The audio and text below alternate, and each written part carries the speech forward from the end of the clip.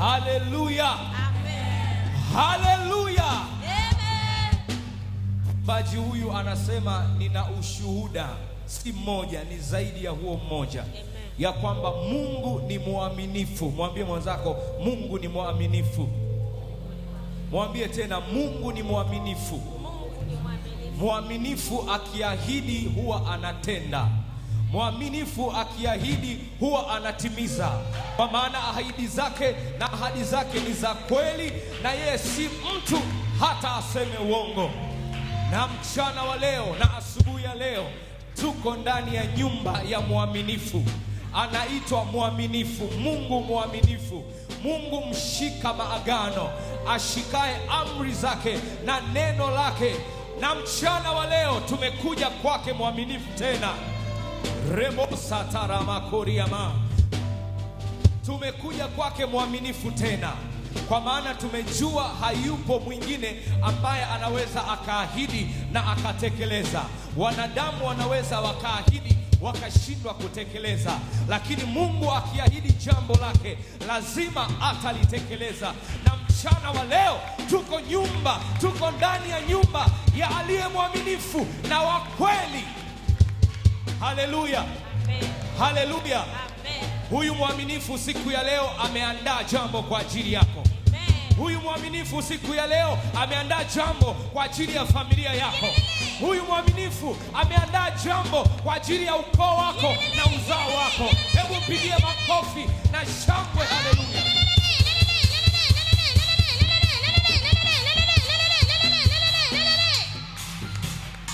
Ayubu akasema, na sasa najua ya kwamba wewe ndiyo Mungu, na hakika unaloliahidi hakuna mwanadamu awezaye kulitengua.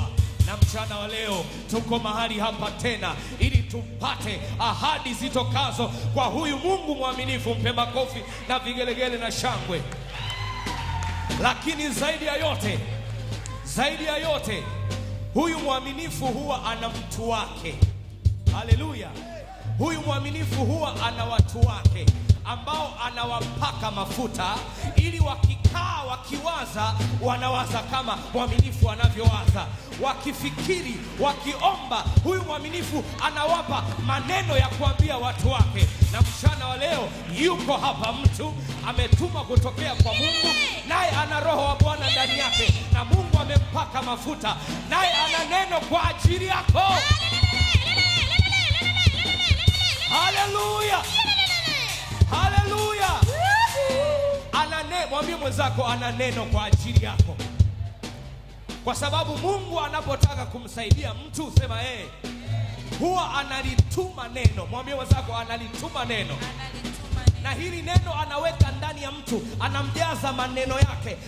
Biblia inamwambia Yeremia, anasema tazama Bwana akamshika kinywa cha Isaya, akamwambia nimeyaweka maneno yangu kinywani mwako, nami nitakutuma.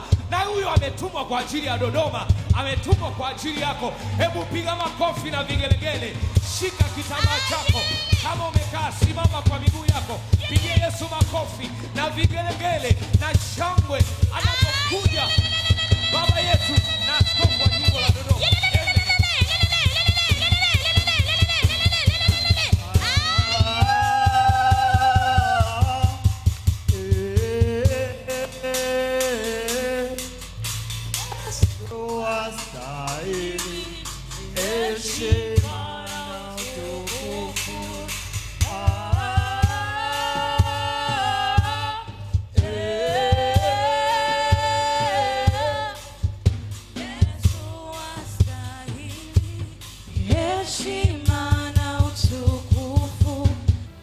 Ambaye anajisikia ya kwamba furaha ya wokovu imerejeshwa, hebu nisikie makofi yako na vigelegele ukimshangilia mwanakondoo.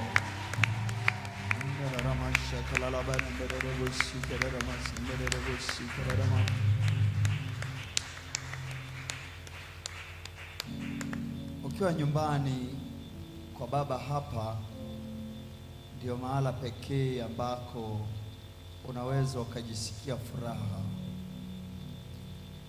Wakati mwingine ni ngumu sana kumwambia mtu karibu nyumbani kwa Baba alafu jisikie huko nyumbani.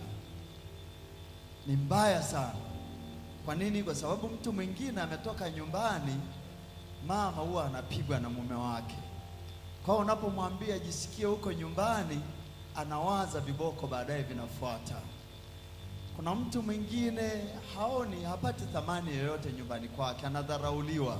Kwa hiyo akija nyumbani kwa baba, ukimwambia karibu nyumbani kwa baba, uko mahala sahihi, jisikie nyumbani, anaanza kujisikia kudharauliwa.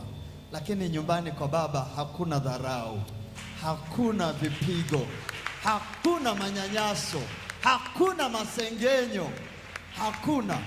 Ndio mahala pekee ambako utakuja ukiwa unalia, ukarudi ukiwa unacheka. Ndio mahala nyumbani kwa baba hapa, ndio mahala pekee utakuja umevunjika moyo, ukarudi na ujasiri kama wa simba. Maana Biblia inasema wenye haki ni wajasiri kama simba. Kwa hiyo ukifika mahali hapa, hata kama ulijisikia mnyonge, utarudi nyumbani ukiwa jasiri kama simba. Haleluya, haleluya. Ni mahali hapa ambako unapokuja na huzuni, tunajikuta ya kwamba kumbe alishazichukua huzuni zetu, alijitwika huzuni zetu, aliyachukua masikitiko yetu. Haleluya. Kwa ukija na huzuni unaziacha hapa, unakwenda nyumbani kwa furaha. Ni mahali hapa pekee ambako anakugeuza, badala ya majivu na magunia, anakuvika vazi la sifa. Haleluya. Badala ya vilio, unatoka na maua. Unatoka unajisikia kana kwamba umebeba furushi la maua, furaha. Ni mahali hapa pekee ambako nguvu zetu zinatokana na furaha ya Bwana.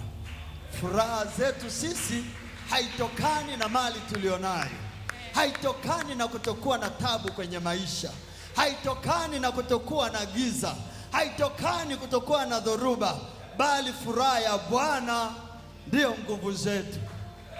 Haleluya. Hebu mgeukie jirani yako, msalimie, mwambie na kusalimu kwa jina la Yesu.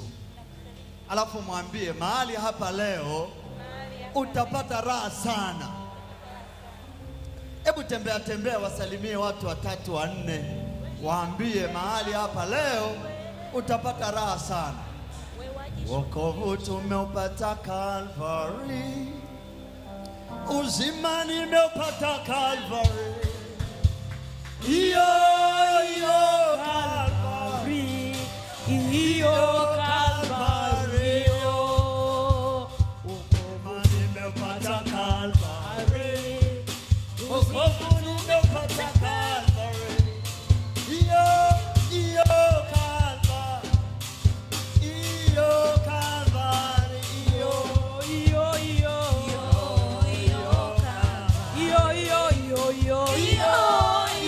Calvary, iyo Calvary.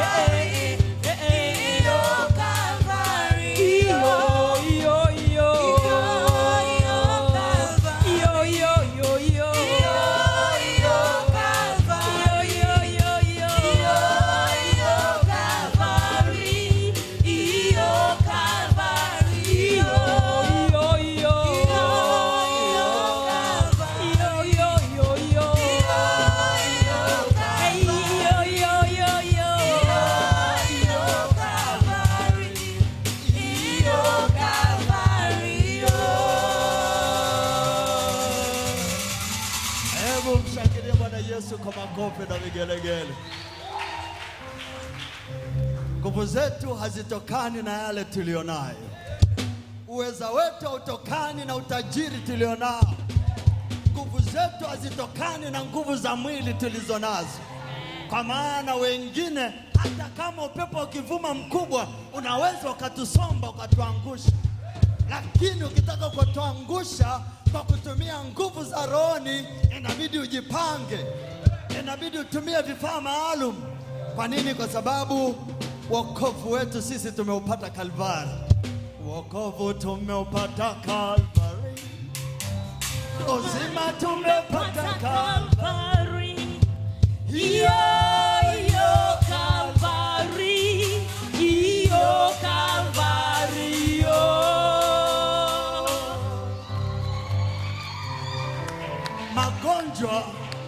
Magonjwa yalitundikwa Kalvari. Amen. Wakati Yesu anapigwa mijeledi, sisi huko tulikuwa tunapona. Amen. Haleluya. Biblia inaniambia amelaaniwa mtu yule aangikwaye mtini. Kwa hiyo wakati anaangikwa mtini, laana zilikuwa zinavunjika. Amen. Laana zimekwisha Kalvari. Mikosi imekwisha Kalvari. Haleluya, haleluya. Wokovu una raha. Amen. Yaani kama ulikuwa unawaza uache wokovu, pima tena huo uamuzi wako. Ufikirie vizuri. Kawaulize na watu ambao wameona faida ya wokovu. Kwa nini? Wakati mwingine inawezekana dhoruba tu zinavuma, upepo unavuma kwenye maisha, giza limetanda na hauoni faida ya wokovu. Lakini mimi nataka nikwambie, acha giza nalo litande, mimi nitakuabudu wewe, chanzo cha uhai wangu. Wewe acha giza litande, huwezi kulizuia. Huwezi kuzuia giza. Huwezi kuzuia mafuriko kwa mikono yako. Huwezi. Lakini kuna namna ambayo unaliambia giza, wewe endelea kutanda, mimi ninasonga mbele na Yesu.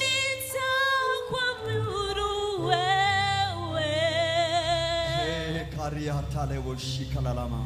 Chanzo cha uhai wangu, Yesu, Yesu, na kuabudu. Hebu tushie hapo tusikilize neno la Mungu. Haleluya. Amen. Kama kuna mtu yuko tayari kuisikia sauti ya Mungu asubuhi ya leo, nisikie makofi na vigelegele. Wana wa Asafu, Mungu awabariki, kazi yenu ni njema sana. Hebu nisikie makofi na vigelegele kwa ajili ya wana wa Asafu. Lakini pia kama wewe ni mgeni umefika hapa kwa mara ya kwanza, lazima ujue ya kwamba furaha ya Bwana ni nguvu zetu. Haleluya. Kwa hiyo makofi haya pia ni kwa ajili yako wewe mgeni ambaye umekuja kwa mara ya kwanza. Tunakupenda sana. Karibu nyumbani kwa Bwana, nyumba ambayo haifananishwi na mahala pengine popote. Hauwezi kuipata nyumba kama hii mahala pengine, wala hutaijenga mahala pengine. Hutaijenga nyumba kama hii mahala pengine. Alipoandika somo letu, chemichemi ya maji jangwani, chemichemi ya maji jangwani, chemichemi ya maji jangwani. Unajua kuna vitu ambavyo huwezi kuvipata kila mahala, na kuna sehemu ukiwepo hutegemei kuona baadhi ya vitu. Haleluya, haleluya. Wiki iliyopita tulikuwa na neema kubwa sana ya kuvunja vifungo. Tukavunja vifungo vya rohoni, tukavunja vifungo vya nafsini, tukavunja na vifungo vya mwilini. Sasa vifungo vikivunjika, ni lazima macho yafunguke, uanze kuona vitu ambavyo kwa kawaida watu wengine hawawezi kuviona. Haleluya. Mojawapo ya vitu unatakiwa leo kuanza kuviona ni chemichemi katika majangwa unayoyapitia. Hebu mwangalie mwenzako, mwambie imo chemichemi ya maji katika jangwa. Mwangalie usoni, alafu mpe tabasamu, mwambie ipo chemichemi ya maji katika jangwa. Wale ambao mlikosa wiki iliyopita kwenye kuvunja vifungo, neno langu ni lile lile, nakupa pole, alafu umwamini Mungu ya kwamba somo hilo litajirudia. Vinginevyo ingia kwenye mtandao pale, utalikuta lipo, litakusaidia. Haleluya. Sasa wiki hii nikawa naongea na mtu mmoja, nikamwambia ukichukua kipimo cha kiroho, yaani ukatengeneza spiritual meter, kipimo kinachopima kiwango cha kiroho kwa washirika au Wakristo au Wakristu au waumini au walokole, ambayo sisi hatumo miongoni mwao. Kwa nini? Kwa sababu sisi sio walokole. Hebu mwangalie mwenzako, mwambie mimi sio mlokole. Alafu mwambie kabisa, ukiniita mlokole unanikosea. Mwangalie, mwambie ukiniita mlokole unanikosea heshima. Kwa nini? Majeshi yako wapi? Majeshi yakipiga majeshi, saluti majeshi. Weza mambo yote katika yeye anitiaye nguvu, kwa msaada wa Bwana nitatenda mambo makuu, kwa maana yeye amewakanyaga watesi wangu. Bwana ni mtu wa vita, Bwana ndio jina lake. Amen. Afu muulize, umeelewa sasa? Sisi ni majeshi ya Bwana. Hatuko mahala popote kwenye listi ya walokole. Hatuko kwenye listi yoyote mahala popote kwenye listi ya waumini. Kwa sababu gani? Sisi ni majeshi ya Bwana. Sasa ukitengeneza sasa spirituometer, ukapima kiwango cha kiroho cha walokole, utakutana na vitu kadha wa kadha. Jambo mojawapo utakalokutana nalo ni kwamba utakutana na walokole ambao kiroho ni wagonjwa sana. Yaani mtu kiroho anakaribia kufariki. Majeshi. Watu wa kundi la pili utakaokutana nalo ni Wakristo ambao kiroho walikuwa wagonjwa, wakaenda mahala kwa watumishi wa Mungu, wakaanzishiwa dozi. Lakini ile dozi badala ya kunywa siku 5, wamekunywa siku 1 tu. Kwa hiyo wanajikuta wametengeneza spiritual sickness resistance. Kwa hiyo wamejifunza vipande vidogo vidogo vya masomo mpaka wametengeneza resistance ya magonjwa yao walionayo. Ndio maana unaweza wakapata mtu ametoka kwenye kanisa, akija kuombewa anasema, baba, nimeombewa katika makanisa yote, nimekuja hapa kama sehemu ya mwisho. Kama na wewe hautanisaidia, nitatafuta namna nyingine. Ujue hapa ametengeneza ugonjwa wake, umetengeneza resistance. Resistance inatokana na nini? Wale ambao wamesoma field ya medical wanajua kuna kitu kinaitwa antibiotic resistance. Antibiotic resistance inatokeaje? Ya kwamba kuna bakteria ambao wanasababisha ugonjwa X, let's say pneumonia. Yanaitwa majina mazuri ya Kiingereza, ili wakati unapoambiwa hata usio unakumbuka yale majina mazuri tu. Kwa hiyo mgonjwa huyu amepata ugonjwa ambao unasababishwa na bakteria. Akienda hospitali ataambiwa ugonjwa huu unatibiwa kwa dozi ya siku 5. Kwa hiyo anapewa dawa. Sisi tulikuwa tunaita rangi mbili, ingawa rangi mbili zinaweza zikawepo rangi mbili za aina mbalimbali, lakini sisi tulikuwa tunajua tu ni rangi mbili. Ulipewa dawa gani? Nilipewa rangi mbili zenye vifuniko viwili, huku kimoja na huku kingine, cha huku kina rangi ya njano, cha huku nyekundu. Kwa hiyo enzi hizo ukisikia hivyo najua amepewa tetracycline. Majeshi zenye kifuniko pia kuna zenye rangi moja. Lakini ukisikia anasema huku zina rangi kama ya zambarau, tunajua amepewa Ampiclox, muunganiko wa dawa, lakini ameambiwa atumie siku ngapi? 5 au 7 au 10. Sasa akifika anatumia siku hii moja, alafu anatulia. Akitumia siku moja, of course atajisikia nafuu, lakini sio kwamba wale bakteria wameisha, si ndio? Amejisikia nafuu ambayo inatokana na mambo mbalimbali. Nafuu nyingine inapatikana tu kwa sababu amemwona daktari akamsikiliza. Amen. Kwa saikolojia ile ya kwamba leo nimeenda hospitali, nimeona na daktari mzuri sana, amenipima, jamani, amepima yani mkononi, anasikiliza kifuani, jamani, yule daktari sijawahi kuona daktari kama huyo. Kwa hiyo akirudi nyumbani anapata kanafuu fulani hivi kanakotokana na kutiwa moyo na daktari. Lakini wale bakteria wamo mle ndani. Kwa hiyo akimeza ile dozi anasema, daktari alinipa dawa za siku 5, ila nilipomeza mara moja tu ugonjwa ukaisha. Lakini wale bakteria wamo mle ndani, ukiwapa dozi kidogo wanakuwa wanajigeuza umbo, wana namna ambavyo na wenyewe wamewekewa na muumba wao ili waweze kubaki kwenye mazingira magumu. Kwa hiyo ukiwapa dawa kidogo wanajua huwa kumbe tunaweza kufa kwa dawa. Kwa hiyo wana namna wanajigeuza. Wakijigeuza, kesho ukiendelea na ile dozi, kwa sababu au ukiugua tena ukaenda kwa daktari, au baada ya wiki 2 ukaenda kwa daktari, bakteria wale wale, daktari atakwambia ugonjwa wako umetengeneza resistance, tukubadilishie dawa. Lakini resistance ile imetengenezwa na nini? Ulitakiwa umeze siku 5, umemeza siku 1, kwa kale kadozi kadogo akatoshi kuua wale bakteria. Kwa hiyo ukishindwa kuwaua na dawa mara ya kwanza, mara ya pili dawa hiyo hiyo haiwezi kawaua. Haleluya. Kwa hiyo ukiwapima sasa Wakristo kwa kutumia spiritual meter, utakuta kuna Wakristo ambao hauwezi ukawaponya kwa neno la kawaida. Hauwezi ukawaponya kwa kutumia Zaburi ya 23, Bwana ndiye mchungaji wangu, sitapungukiwa na kitu.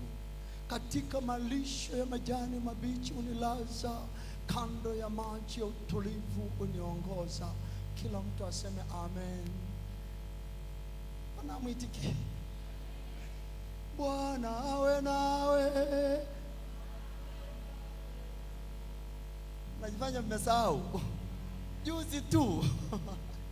Kwa hiyo sasa ukiwapima kwa kutumia hicho kipimo, unakuta kuna Wakristo wengi hawatapona na hiyo. Bwana hawe nawe. Tushiriki wote neema ya Bwana wetu Yesu Kristo. Bwana mnipe ushirikiano, au mnajifanya mmesahau? Amna mtego wa kiroho. Tuseme wote neema ya Bwana wetu Yesu Kristo, na upendo wa Mungu Baba, na ushirika wa Roho Mtakatifu ukae nasi sote sasa na hata milele. Imeandikwa wapi?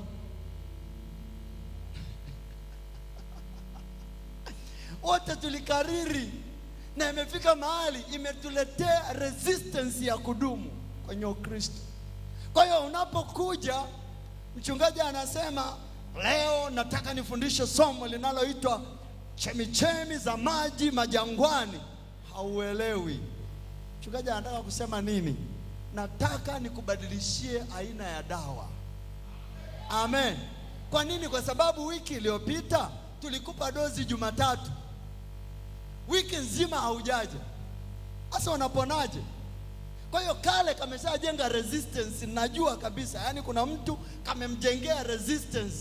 Sasa hili niponye lazima nibadilishe dozi, na Mungu anajua akileta dozi ile ile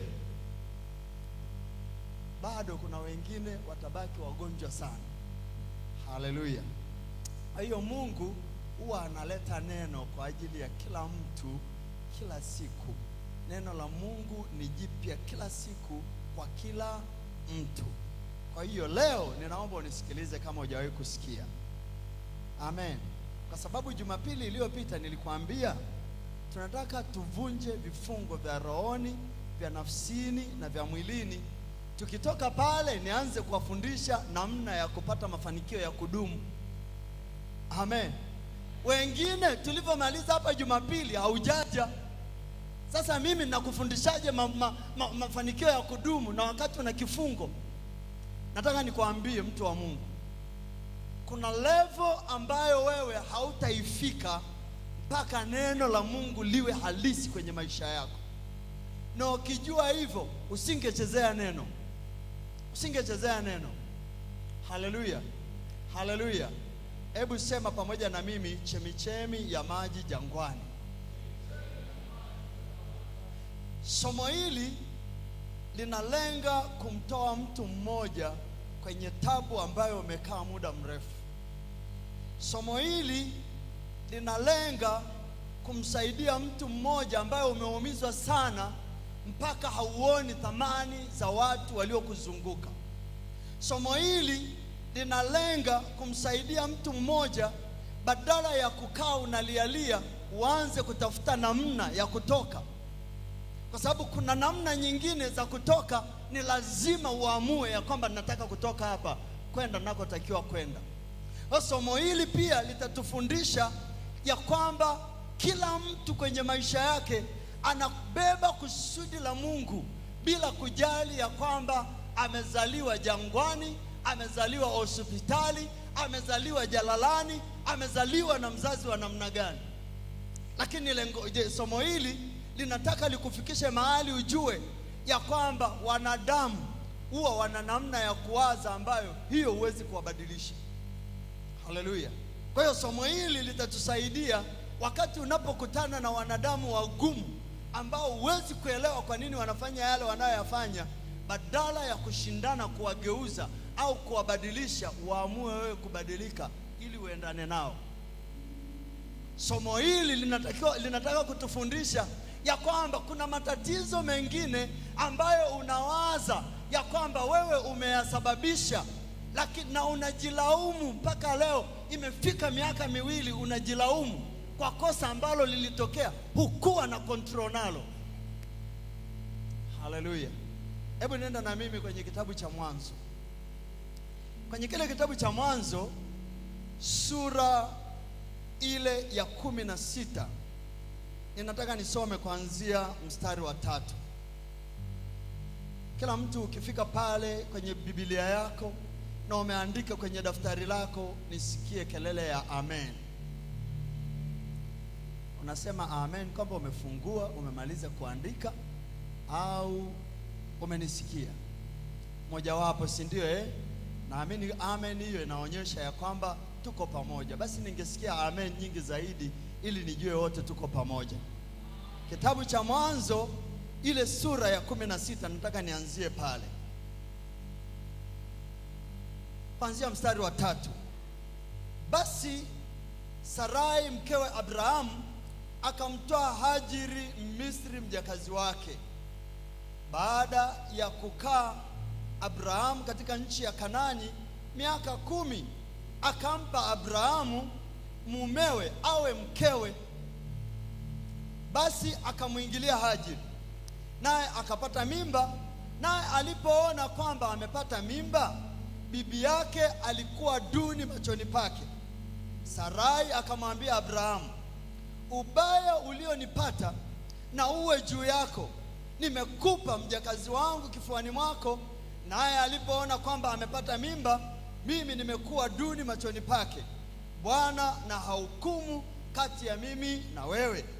Naye Abrahamu akamwambia Sarai, tazama mjakazi wako yu mkononi mwako, mtendee lililo jema machoni pako. Sarai akamtesa sana, akamtesa, naye akakimbia kutoka mbele yake.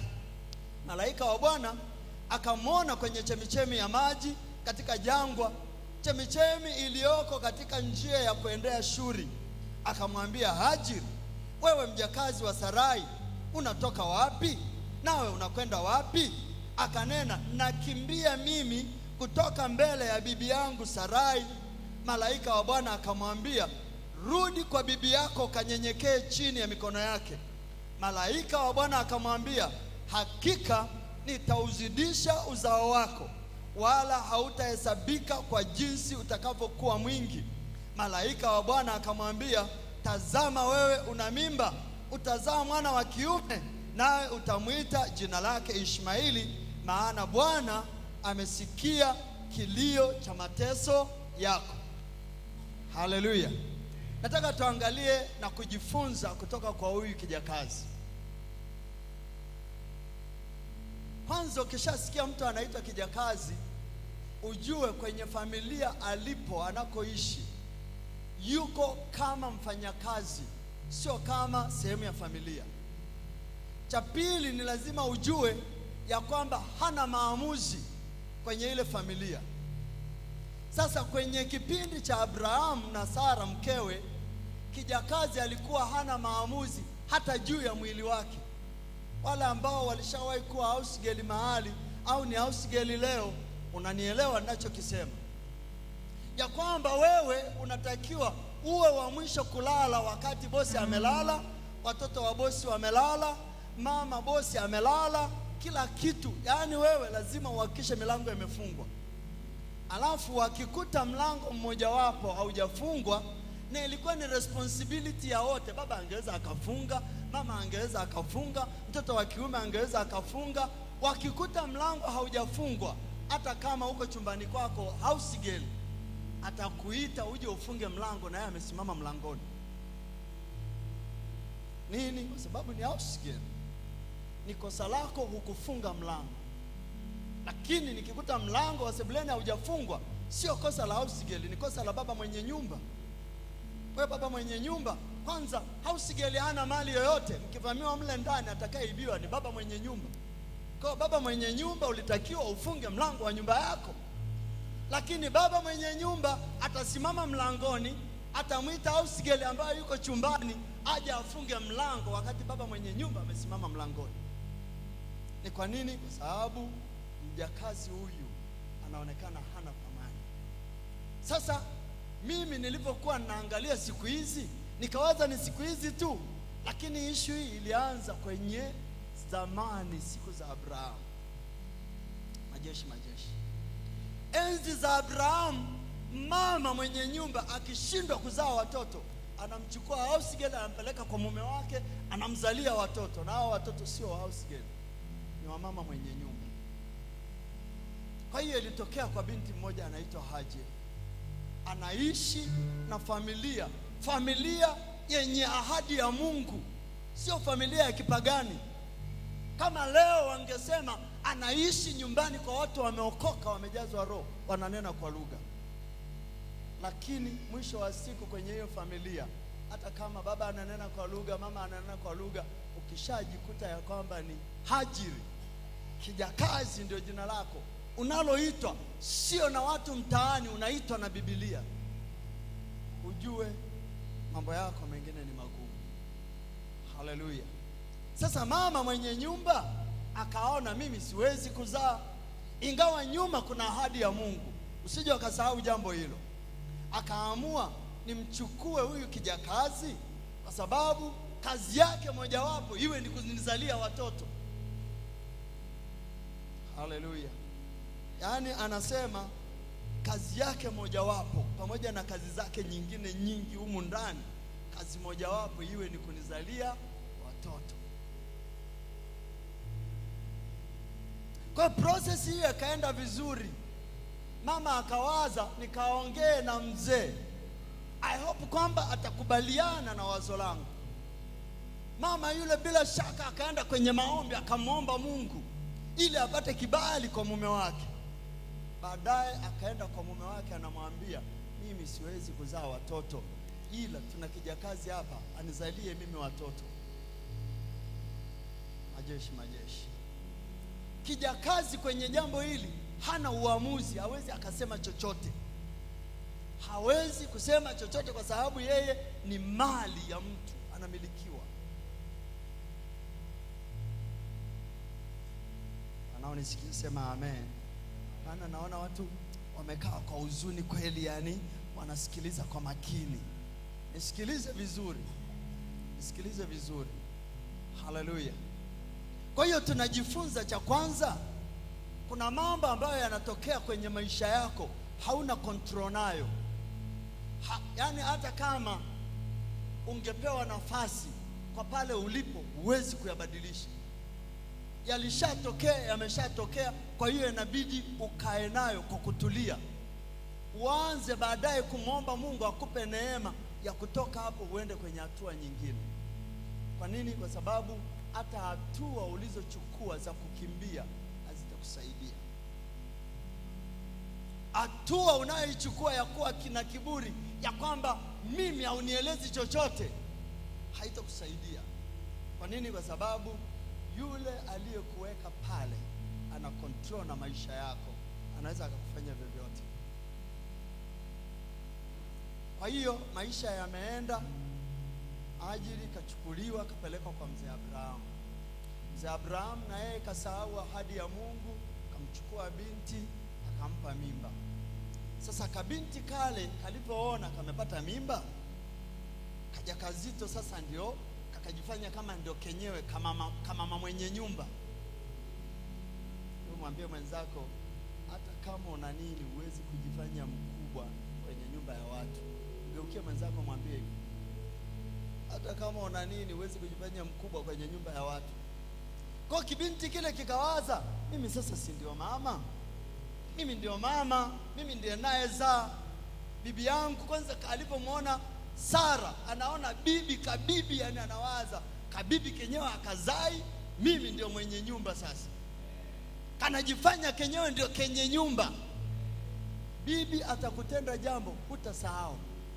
Ukimwona mtu amekuwa, mtu amekuzidi umri, ujue huwa ana namna ya kuwatenda watu, na aliwatenda wengine kabla wewe hujaja na hawakutoboa.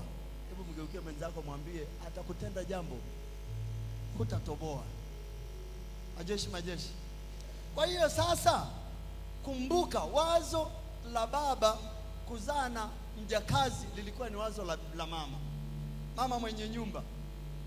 Mambo yalipobadilika, wakati Hajiri amejifanya sasa ana kiburi, anamdharau mama mwenye nyumba, mama akamfuata baba, anamwambia, ubaya ulionipata uwe juu yako. Ya kwamba kama ni kudharauliwa na house girl, udharauliwe wewe, sio mimi. Majeshi. Kama ni kudharauliwa, udharauliwe wewe. Anafika mahali anamwambia mzee Abraham, Mungu ataamua kati yako wewe na mimi.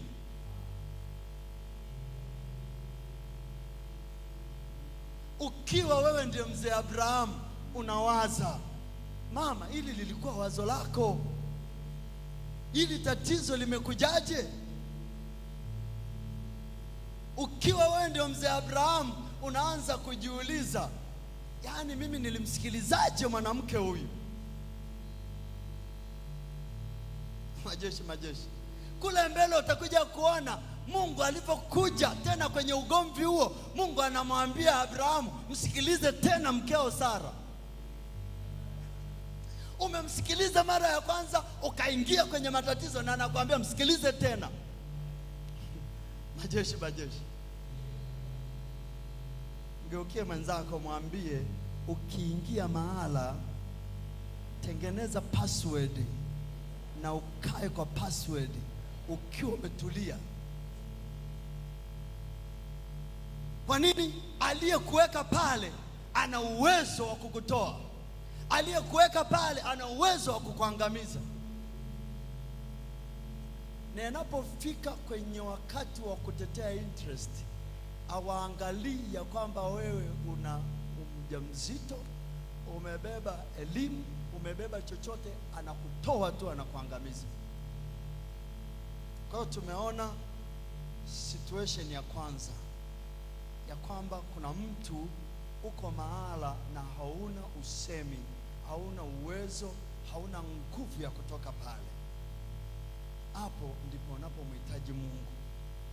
Baada ya Sara kuongea na mzee Abraham, anamwambia, ule ubaya ulionitendea, unawaza anayekudharau au sijeli, ubaya umetoka kwangu, lakini msichana wa kwako ulinipa mimi, bado yuko mikononi mwako. Mzee Abraham akamwambia, isiwe tabu, huyu binti si ni mjakazi wako? Yaani hauna uwezo naye, mtende unavyotaka.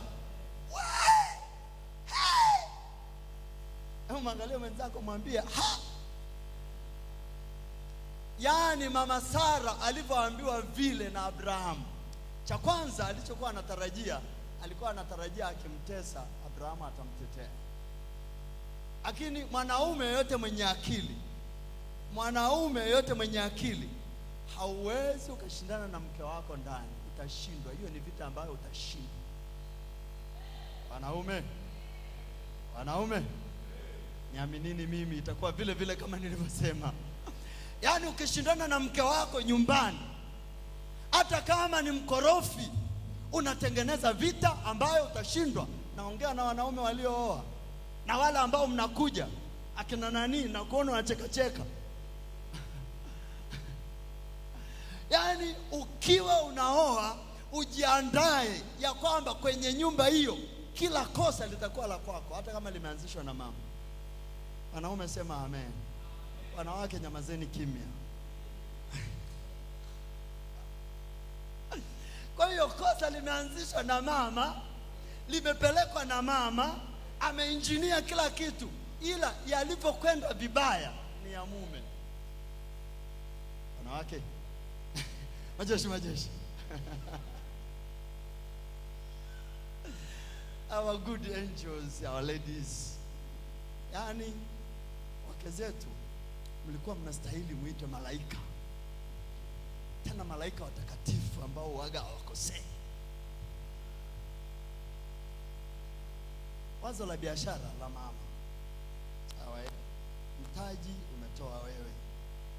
Mama akienda kule mbele akapata magumu, anarudi anakuambia, huu mtaji ulionipa unanitesa.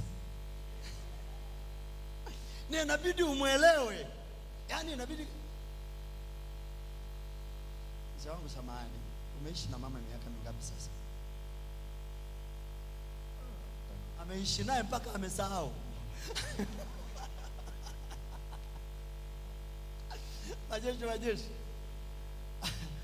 Majeshi. Kwa hiyo ukiona mtu ameishi kwenye ndoa mpaka amesahau walioana lini, akikwambia mwanangu usifanye hilo jambo, msikilize. Haleluya. Mama askofu, majeshi. Hebu piga makofi matatu kwa mama pale.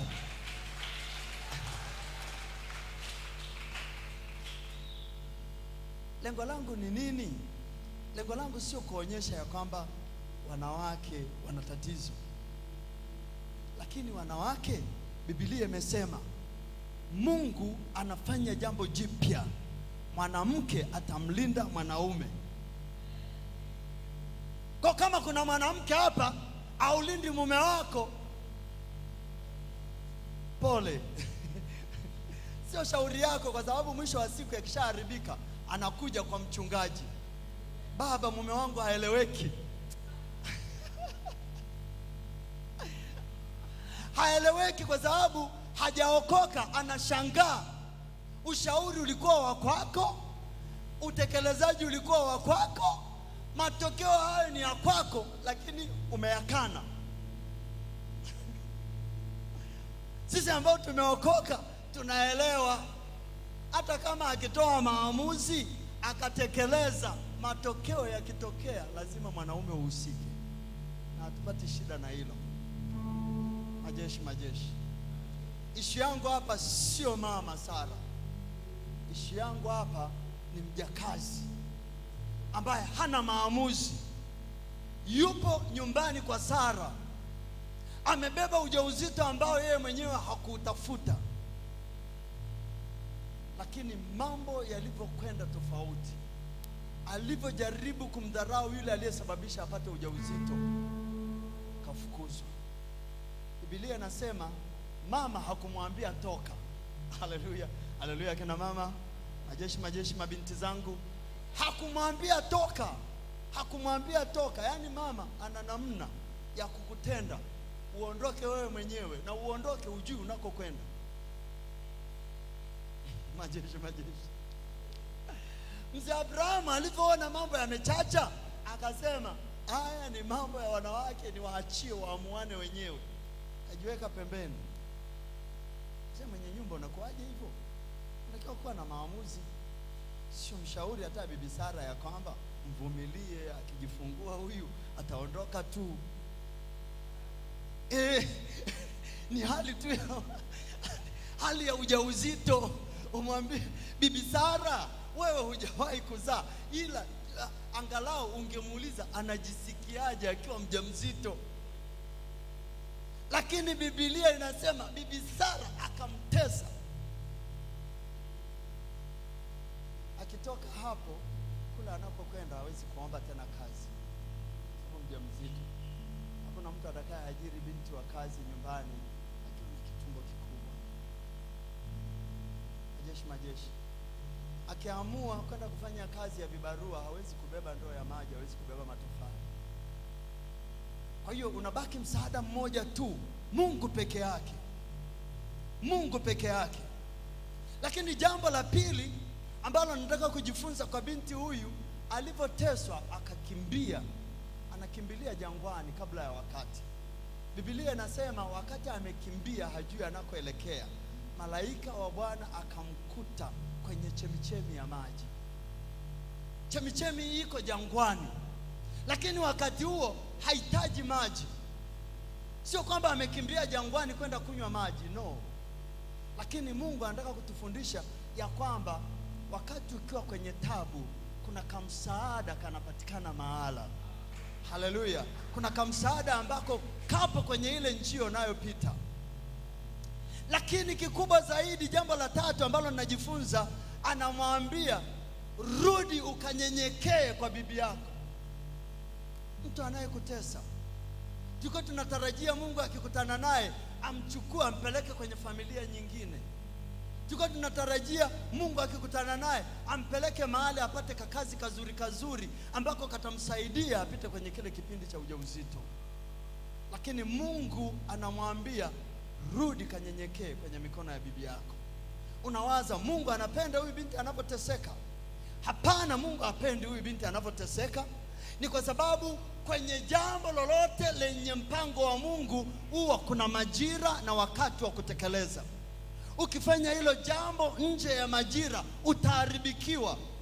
Kwa hiyo wakati mwingine unaweza ukaona ya kwamba unapita kwenye mateso makali, unawaza niondoke. Kama sio wakati wa Mungu, ukiondoka kule mbele unakokwenda utaharibikiwa. Lakini sasa huyu malaika anajua ya kwamba wakati wa Mungu wa huyu kuondoka bado. Wakati wa Mungu kuondoka haujafika. Kwa nini? Kwa sababu hatapata hata mahali pa kujifungulia. Wakati wa kujifungua anahitaji msaada wa baba wa mtoto huyu. Kwa hiyo akamlazimisha rudi kwa Sara, na akamfundisha jambo la 4 ya kwamba kuna wakati wanakutesa lakini unatakiwa kunyenyekea. Kuna wakati wamekujia juu lakini unatakiwa kunyenyekea. Ukishajua ya kwamba ni wakati wa Mungu, watakuja wakufukuze wenyewe, na ukienda msaada utapatikana kule mbele. Haleluya. Inanifundisha jambo lolote unalolifanya prematurely, kabla ya wakati wa Mungu, hilo jambo litaharibika. Na mtu yoyote ambaye Mungu anampenda anamwacha hata kama ni kwenye tabu, akae pale, kwa sababu anajua huyu sasa hivi ana ujauzito, hajazaa, ana kiburi kiasi hiki, siku akizaa na maisha mazuri atakuwaje huyu? Kwa Biblia inasema rudi kwa bibi yako ukanyenyekee. Kwa hiyo unapoona maisha ya mtu anakaa kwenye tabu muda mrefu, hiyo ni dalili ya kwamba kuna vitu unatakiwa kurekebisha kwenye maisha yako. Hajamwambia tu uende kwa bibi ukakae uendelee kuteswa, kwa sababu alichokuwa anakitafuta bibi ni unyenyekevu tu. Haleluya. Kwa sababu Biblia inatuambia alivyojiona yu mjamzito, akamwona bibi yu duni, akaanza kumdharau, akasahau ya kwamba kile alichokibeba kinastahili, kinamlazimisha anyenyekee kwa mama Sara. Hebu mgeukie mwenzako mwambie kuna jambo ulilolibeba ambalo ndio lililokuleta mjini. Kwa hiyo sasa hivi nyenyekea. Haleluya. Ya kwamba kuna watu ambao Mungu amewaleta kwenye njia yako. Wale hata kama ukifanyaje hautatoboa bila wao. Kwa kinachotakiwa wakati wanaongea wasikilize kwa makini. Wakati wanapokuambia jambo lifanyie kazi kwa bidii. Kwa nini? Kwa sababu kwenye maisha kuna wakati wa kunyenyekea. Kwenye maisha kuna wakati uko kwenye mateso, lakini mateso yale Biblia inaniambia taabu yako ni ya muda, lakini inakutengenezea utukufu wa kudumu milele. Kwa hiyo wakati ukiwa na utafuta ule utukufu, unakaa kwa kutulia. Hebu mwambie mwenzako tena, kaa kwa kutulia. Majeshi. Lakini unatumia nguvu nyingi kufurukuta, kujionyesha ya kwamba na mimi ninaweza, na mimi sasa nitoke. Hautatoka kabla ya wakati wa Mungu. Haleluya. Kwa sababu Mungu huwa ana namna ya kuwaleta watu wa kukilea kile ulichokibeba. Ukitoka kabla hakijazaliwa, jambo hilo litakwenda kufa jangwani, na Mungu kwa sababu ana makusudi hawezi kukuacha. Wakati huyu binti anakimbia, akakutana na malaika. Malaika wa Bwana anamwambia, najua wewe ni mjamzito. Anamuuliza, unaenda wapi? Hajui. Umetoka wapi? Ashasahau hata alikotoka. Hebu mwambie mwenzako, usio na sahau haraka ulikotoka. Kwa sababu gani? Wale watu unaowaona ni wabaya kabisa, wana jema fulani ambalo walishawahi kukutendea. Unatakiwa uendelee kukumbuka hata hilo moja. Shetani huwa anawagombanisha watu. Kwa nini? Kwa sababu watu wengine shetani anaona kabisa mkienda pamoja kule mbele mnakofika mtafanya mambo makubwa ambayo hayawezekani kufanyika na watu ambao hawajaelewana. Kwa hiyo shetani anajaribu kuwatenga. Anamleta tu mtu mmoja, yani unakuta tu anaanza kugombana, anaanza kumdharau mwenzake. Unawaza, dharau hii imeanza lini? Imeanza leo, kwa sababu kuna future ipo kubwa kule. Kuna kitu ambacho kitazaliwa, lakini kikizaliwa mikononi mwa Sara, kitu hicho kitakuwa kikubwa.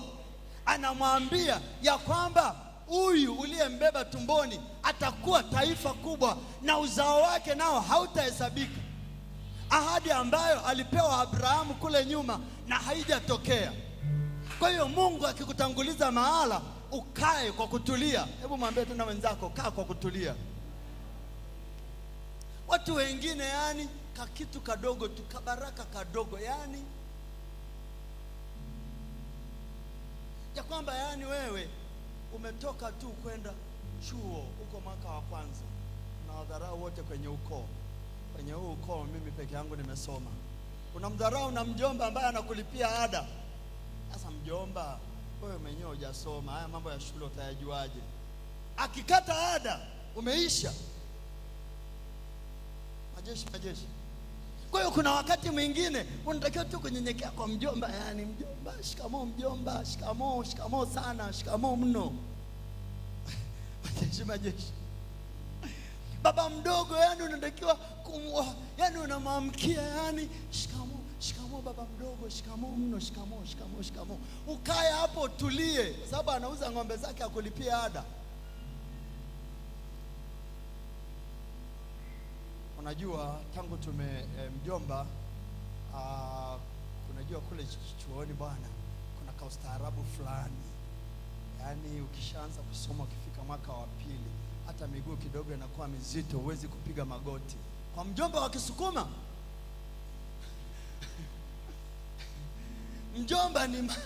mjomba ni mama. Unatoka chuo mwaka wa 3, ukikosea anakucharaza viboko. Sababu mjomba ni mama, ukifika lazima magoti. Umeenda chuo magoti yakiwa laini, urudi kijijini magoti bado yakiwa laini, upige goti. Mjomba. Wewe hata shule hujamaliza, umejaa kiburi. Unaelekea wapi? Hebu muulize mwenzako, unaelekea wapi? Muulize tena, kwa kiburi hicho kuna yote atakayekuvumilia? Mimi sisemi una kiburi, mimi ninasema tu, kwa sababu naongea na kila mtu. Ila kuna namna hautatoboa. Mwambie kabisa, kuna namna hautatoboa. Majeshi. Yupo mtu mmoja anayenielewa? Binti zangu mnanielewa? Vijana wangu mnanielewa? Kila mtu unanielewa? ya kwamba kuna namna tu hautatoboa. Anaambiwa rudi kwa bibi yako, kiburi chako hicho weka mfukoni. Kwa nini? Kwa sababu atakapozaliwa Ishmaeli, akishazaliwa huyu mtoto, utatupwa jangwani rasmi. Kama unabisha, soma na mimi Mwanzo sura 21. Nenda na mimi kwenye kitabu cha Mwanzo sura 21. Mwambie mwenzako, wakati ukifika unatupwa jangwani rasmi. Ukijipeleka mwenyewe jangwani utarudishwa tu. Ngeukia tena jirani yako, mwambie wakati wa kubembelezwa ukiisha, utatupwa jangwani rasmi. Hebu nenda na mimi kwenye kitabu cha Mwanzo sura 21. Kwenye Mwanzo 21, malaika wa Bwana hana tatizo na wewe kukaa jangwani. Mwanzo sura 21 inasoma kuanzia mstari wa 9. Sara akamwona yule mwana wa Hajiri Misri, ambaye alimzalia Ibrahimu, anafanya dhiaka. Yaani Isaka sasa, mama Sara ameshapata naye mtoto wake. Kimsingi hakuhitaji tena. She doesn't need you. Hallelujah. Kama anakuhitaji ni siku 2-3 tu kumlelea mwanae, na ukishamlelea mwanae anasahau kama ulimsaidia, kwa sababu wanadamu wana tabia ya kusahau. Ndio maana wewe siku zote unalalamika tu, yaani kwa yote niliyomtendea ameshasahau, akumbuki.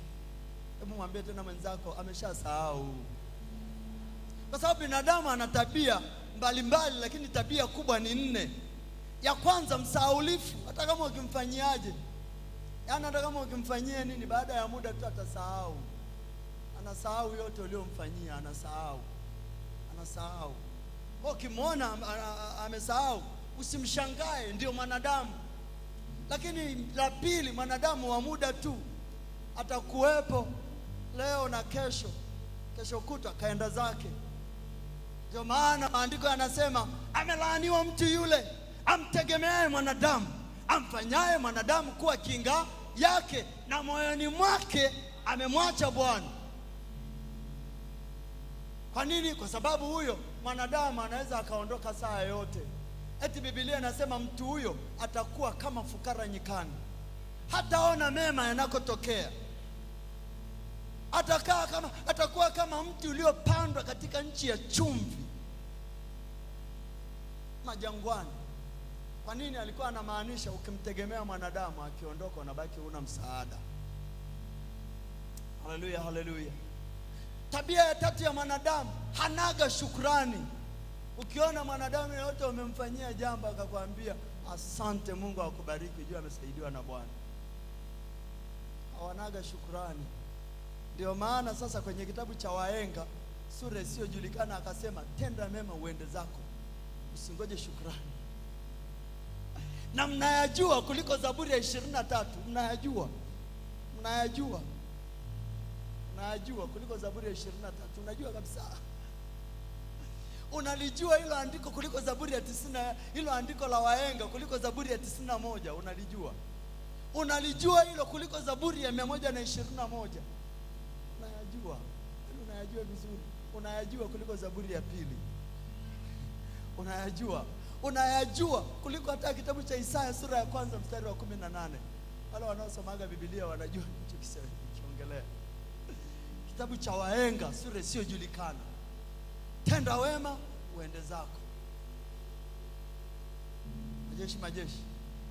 Wahenga sura hiyo isiyojulikana wakasema, yaani mgaga na upwa hali wali mkavu, ina maana nyenyekea kwa mama Sara ili Ishmaeli azaliwe.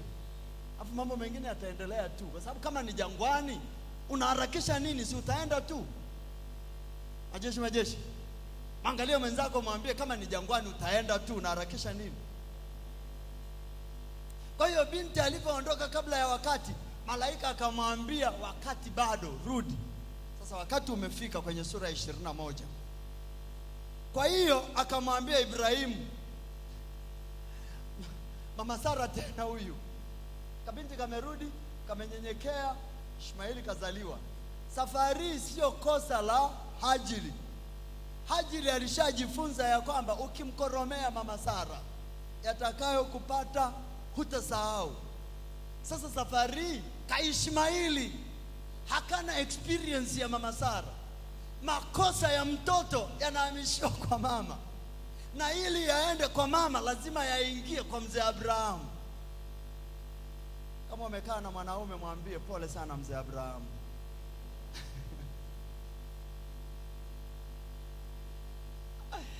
Aliyekosea Ishmaili katoto kadogo, na kamemkosea sio mama Sara, kamemkosea mtoto mwenzake.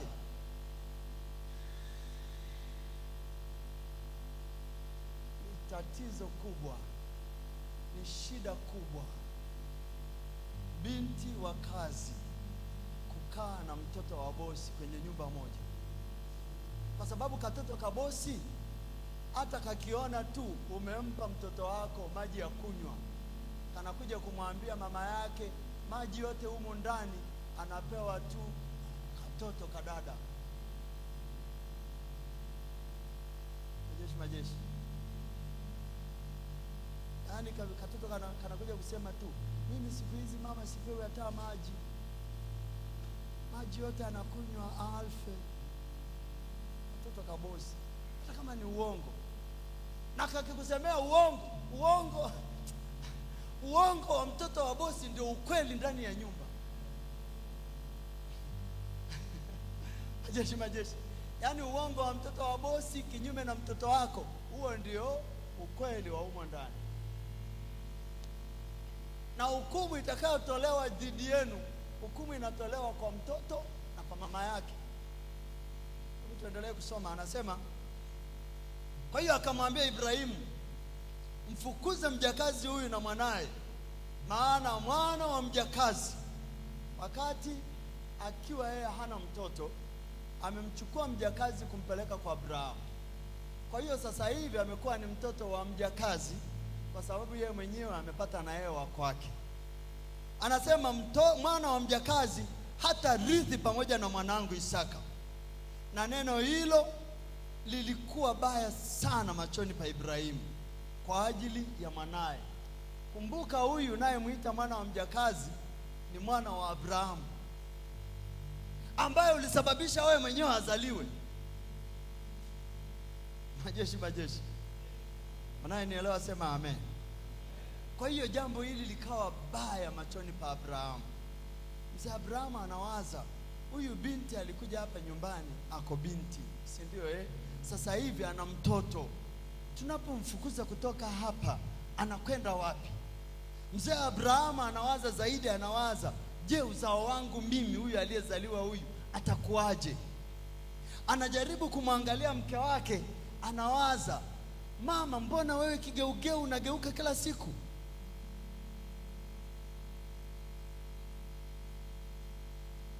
Kama umekaa na mwanamke muulize, huna huruma hata kidogo wewe?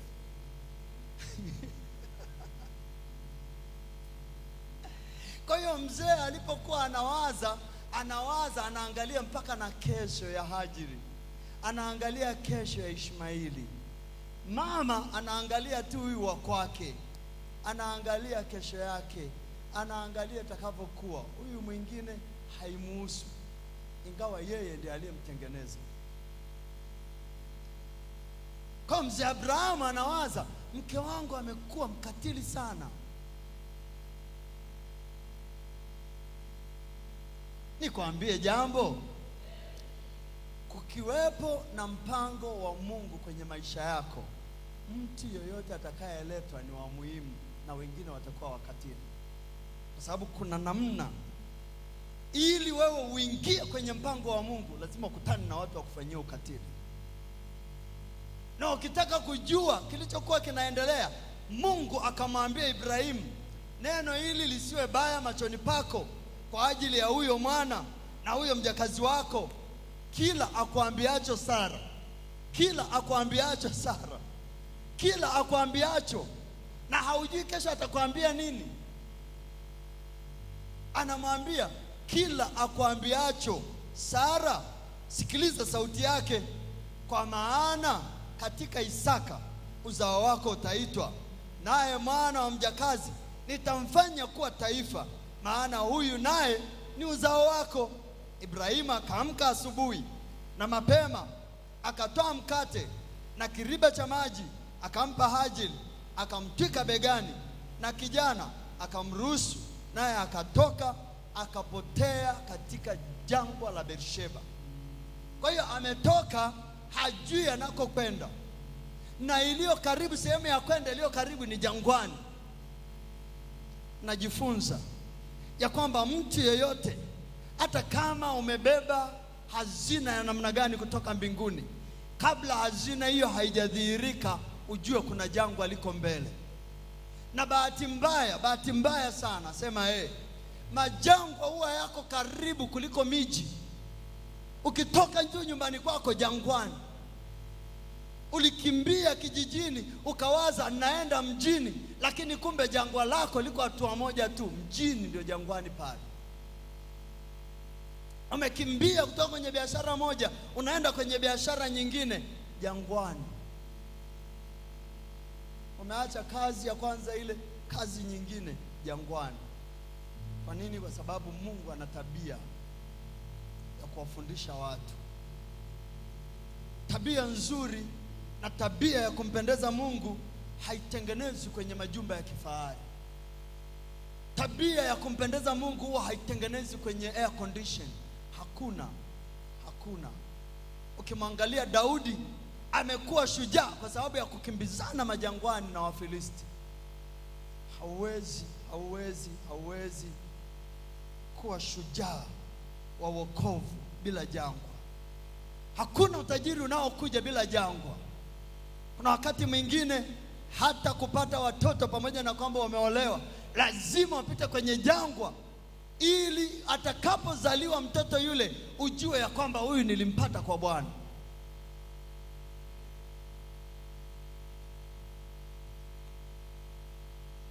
Kuna namna ambako Mungu anakupitisha ili ukipata degree ile uiheshimu na umheshimu Mungu. Kwa nini? Sababu jangwa liko pale. Majangwa mbalimbali yako pale.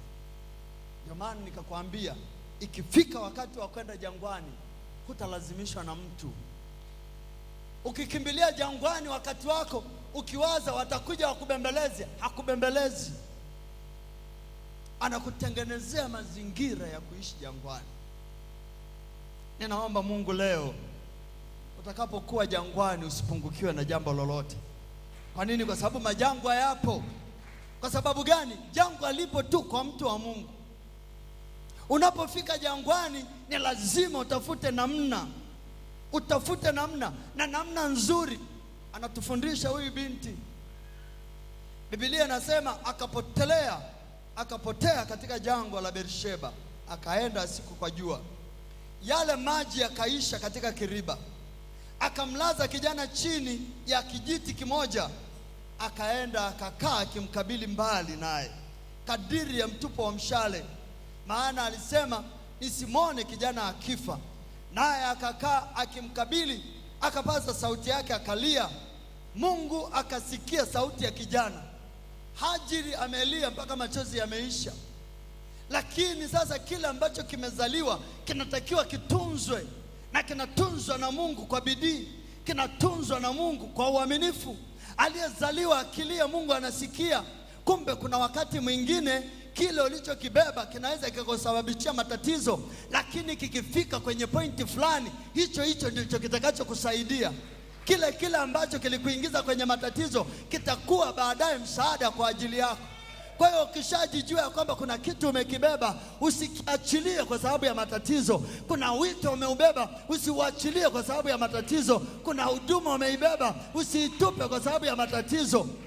Kuna wakati mwingine wanazaliwa watoto, unaanza kuwaza ya kwamba katoto haka kasinge kuwepo leo, ningekuwa nimeolewa na mwanaume mwingine. Leo nimetumwa na Bwana, anasema usikatupe kale, usikatupe kwa sababu kuna siku katakuwa msaada.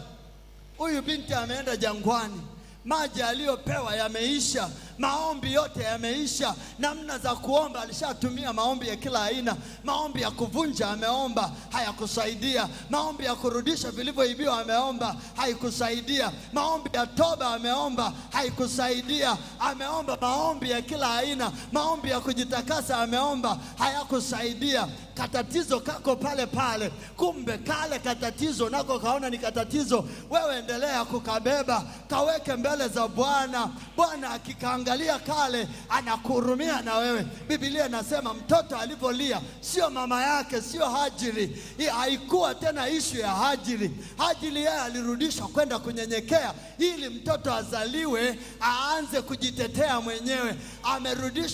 Amerudishwa akajifunze kunyenyekea ili atakaporudi jangwani mara ya pili awe na uwezo wa kusikiliza sauti ya Mungu, awe na uwezo wa kufuata. Kwa sababu kama angekuwa na attitude ile ya mwanzo, hata kama angeambiwa fuinua macho yako uangalie kijito cha maji, asingeinua, sababu alikuwa amejaa kiburi. Kwa kuna wakati mwingine unawaza ninateseka sana mimi, lakini bado hujateseka. Kwa nini? Kwa sababu kuna kakiburi ambako Mungu anadili nako ndani. Na mimi siwezi kukutia moyo kukuambia receive your car, you will be successful, utafanikiwa. Sitaki kufanya jambo hilo. Leo ujumbe wangu ni kwamba angalia jinsi unavyokwenda. Kakiburi kale kanakuchelewesha, ugomvi kanakuchelewesha. Kwa nini? Kwa sababu unakokwenda ni pakubwa, aka kadogo liko kapata bado kabisa. Naelewa, sema amen. Wakristo ambao wamepata resistance kwenye neno la Mungu huwa waseme amen kwenye ujumbe kama huu. Kama ningesema receive your money, let your bank account be filled with amount of money, big amount, wote wangekuwa wamesimama wanasema amen. Kwa moyo gani? Kwa moyo upi? Haleluya, haleluya. Baba, mbona unatupiga sana? Nimetumwa na Bwana. Huu ndio ujumbe wetu wa leo, ya kwamba jangwa lile linakuandaa. Kuna mahali unakwenda, kuna taifa ambalo umelibeba, ambalo bila wewe mwenyewe kwanza kujirekebisha, kufika mahali ukiambiwa inua macho. Nimalizie kusoma. Mungu akasikia sauti ya kijana, sio sauti ya mama yake. Aliyesababisha mama aingie kwenye matatizo ndiye anayesikiwa na Mungu safari hii. Na sio kwamba anaomba, analia tu. Akijifunza kuomba, hebu mwambie usimtupe Ishmaeli wako. Sababu kuna wakati ambao unakuja, Mungu atakuwa anamwangalia Ishmaeli, sio wewe. Mungu huwa ana tabia ya kuangalia kila alichokiweka ndani ya mtu kuliko mtu mwenyewe. Haleluya. Mungu ana tabia ya kukilinda kila alichokiweka ndani ya mtu, kwa sababu kabla akijazaliwa kiko ndani, anamwambia rudi ukanyenyekee. Na alivyorudi huoni tena matatizo. Kwa sababu gani? Mungu amempa kaupendeleo. Kile kilivyozaliwa, kile sasa Mungu anakiangalia kila hatua. Mungu akasikia sauti ya kijana. Malaika wa Mungu akamwita Hajiri kutoka mbinguni. Akamwambia, una nini Hajiri? Usiogope, maana Mungu amesikia sauti ya kijana huko aliko, sio sauti yako Hajiri. Kwa nini? Kwa sababu kama mwanadamu unafika mahali unachanganyikiwa, hata namna ya kuomba hujui. Unaharibikiwa, jangwa limekuchanganya, hujui cha kufanya. Mimi nataka nikwambie, kile ulichokibeba kitakuwa kinapiga kelele kila siku. Kile ulichokibeba ndani utakibeba mpaka utakapofika mwisho. Kwa nini? Kwa sababu Mungu anaangalia hicho, amekiwekea jicho hicho, ameliangalia, amemtunza Hajiri muda wote. Ameenda jangwani, anamwambia Hajiri, usiogope, maana Mungu amesikia sauti ya kijana huko aliko. Ondoka ukamuinue kijana, ukamshike mkononi mwako, kwa kuwa nitamfanya kuwa taifa kubwa. Kwa hiyo kwa mtazamo wa Hajiri, ameenda kuliweka taifa kule mbali life. Hataki kuona jinsi taifa linavyoangamia. Lakini anafanya hivyo kwa nini? Kwa sababu hajui ya kwamba huyo mtoto atakuwa taifa. Haleluya. Mungu anamwambia kamchukue mtoto yule. Chukua mtoto huyo, atakuwa taifa. Anapoambiwa hivyo Hajiri hawezi akaona. Ndio maana hata wewe sasa hivi, yani kuna vitu ambavyo unajisikia moyoni ya kwamba nataka kufanya, unawaza ili linawezekana, ili haliwezekane. Mengine unayoyaota hata kwenye ndoto unaona ya kwamba ni ndoto tu. Mimi nimetumwa na Mungu nikwambia asubuhi ya leo ya kwamba sio ndoto tu. Kuna mambo ambayo Mungu anakwenda kuyafanya kwenye maisha yako. Kila mtu atakayeona atashangaa. Kuna kitu kitazaliwa kwenye maisha yako, kila atakaye kuona atakuheshimu. Inaweza ikachukua muda wa miaka 2, inaweza ikachukua muda wa miaka 5. Kwa nini? Kwa sababu ninasema hivi, ni kwa sababu mimba ya mbwa huwa haifanani na mimba ya tembo. Ingawa mbwa akibeba mimba ile anazaa vitoto vingi. Kama kuna mtu ananielewa ya kwamba mbwa anazaa vitoto vingi, ila miezi 2 tu keshazaa. Mwezi mwingine mmoja anao wengine. Wacha wazaliwe maelfu yao. Kwa nini? Kwa sababu mimi kama tembo nilichokibeba ni kikubwa, kinahitaji muda wa kutosha kuandaliwa. Kwa hiyo ukitaka tembo na yeye alichokibeba azae kama mbwa, utamharibia. Hiyo kitaalamu tunaita kuharibika kwa mimba, na katoto kale akata survive. Lakini full term babies kama Ishmaeli, Mungu alikuwa anajua ya kwamba this shall become a full term baby. Atazaliwa nyumbani kwa Sara, lakini sio mali ya Sara. Huyu ni mwanangu, na huyu sio mali ya mtu, ni taifa la kwangu mimi. Kwa hiyo ile process Mungu anahakikisha tu iwe smooth ili taifa lizaliwe. Haleluya, haleluya. Abrahamu ameambiwa atakurithi Isaka, lakini hakuna siku ambayo Sara amekutana na Mungu eti akamwambia na Isaka naye nitamfanya kuwa taifa, kwa sababu alikuwa taifa by default. Isaka kule mbele alivyojisahau, mke wake ndiye aliyeenda kwa Bwana kuuliza, vipi mateso haya? Akaambiwa, umebeba mataifa 2. Taifa moja litakuwa hodari kuliko lingine, na mkubwa atamtumikia mdogo. Mama yule akajua kumbe mataifa. Lakini Isaka hana hata habari. Isaka anataka tu chakula, anataka tu kula. Wakati huyu ndiye aliyekuwa anatetewa mpaka taifa la Ishmaeli litaka kuangamizwa. Haleluya. Majeshi, majeshi. Biblia inasema mstari ule wa 18 anasema, ondoka ukamuinue kijana ukamshike mkononi mwako, kwa kuwa nitamfanya kuwa taifa kubwa. Mungu akamfumbua macho. Hebu rudia pamoja na mimi, sema Mungu akamfumbua macho. Naye akaona kisima cha maji, akaenda akakijaza kiriba cha maji, akamnywesha kijana. Mungu akawa pamoja na huyo kijana, naye akakua, akakaa jangwani, akawa mpiga mishale. Mambo kama mawili haraka haraka wakati ninamalizia somo langu hili. Tunamwona Mungu anamwambia Hajiri kamchukue kijana mikononi mwako. Alipoenda kumchukua kijana, wakati huu sasa Hajiri amejifunza kunyenyekea. Akiwa jangwani anafanya kila anachoambiwa. Akiwa jangwani hahitaji kulazimishwa. Majeshi, majeshi. Nataka niongee na mtu mmoja ambaye uko hujui utatokaje. Mungu anakupeleka kwenye hili jangwa ujifunze kusikiliza. Kwa hiyo akiwa jangwani huku, kila anachoambiwa anakifanya kwa utaratibu mzuri tu. Ameambiwa akachukue kijana, kaenda akachukua kijana. Kaambiwa atakuwa taifa, bila shaka ndani ana maswali. Taifa wakati anakwenda kufa jangwani. Alipotii kwenda kumchukua kijana, ndio Mungu akamfumbua macho, akaona kisima.